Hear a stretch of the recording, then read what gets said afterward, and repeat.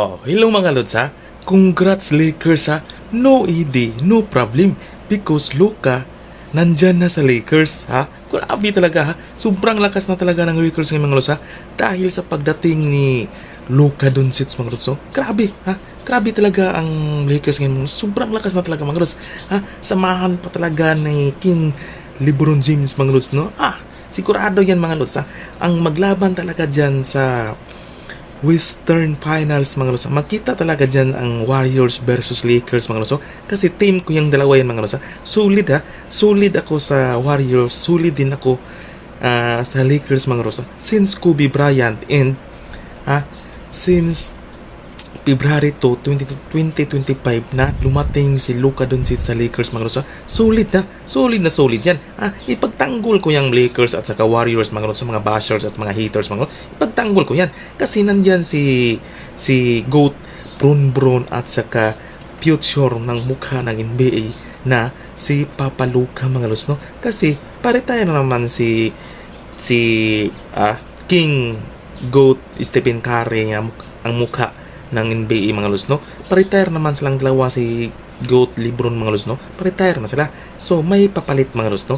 Si Papa Luka mga lods no. Papa Luka ang papalit ng mukha ng NBA diyan mga lods kasi pa-retire na si King LeBron James mga lods no. Na kalabaw lang ang tumatanda kay King LeBron mga lods no. So kanina mga lods kawawa. Scary hours talaga kanina mga lods. Kawawa ang Utah Jazz mga lods. Tinambakan ng malala ng Lakers mga lods no. Hindi nga pinapasok na si Luka Doncic sa fourth quarter mga lods. Pinalabas na ni coach Gigi Redick si Papa Luka mga lods. So baka matambakan ng 100 points ang Utah Jazz kung ibabad pa si Luka Doncic mga lods no. Pero kanina mga lods halatang talaga nga pinahinga muna si Papa Luka mga lods kasi sa next labanan yan ibabad ni coach Gigi Redick si Papa Luka mga lods kasi baka ma-injury pa ang superstar na bagong superstar ng Lakers mga lods no, na si Papa Luka mga lods no.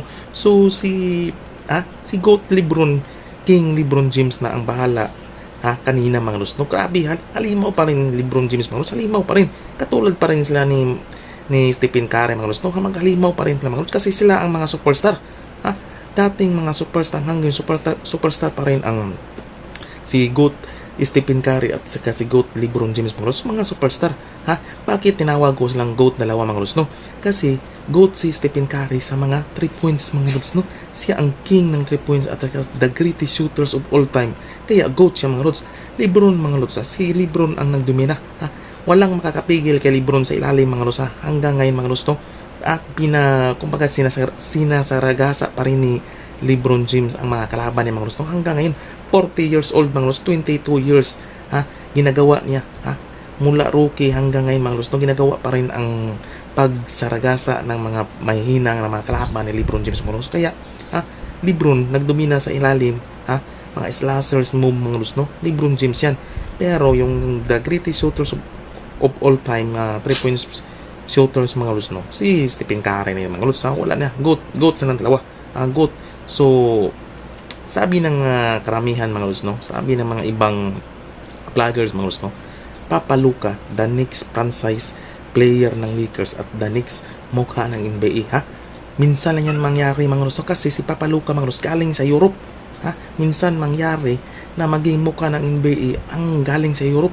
So kinakuha lang talaga dyan na maging mukha ng NBA na homegrown pinanganak sa United States of America mga lods. Pero ngayon iba na kaya happy si Giannis Antetokounmpo at saka si Nikola Jokic na mayroon ng taga Europe na maglaro sa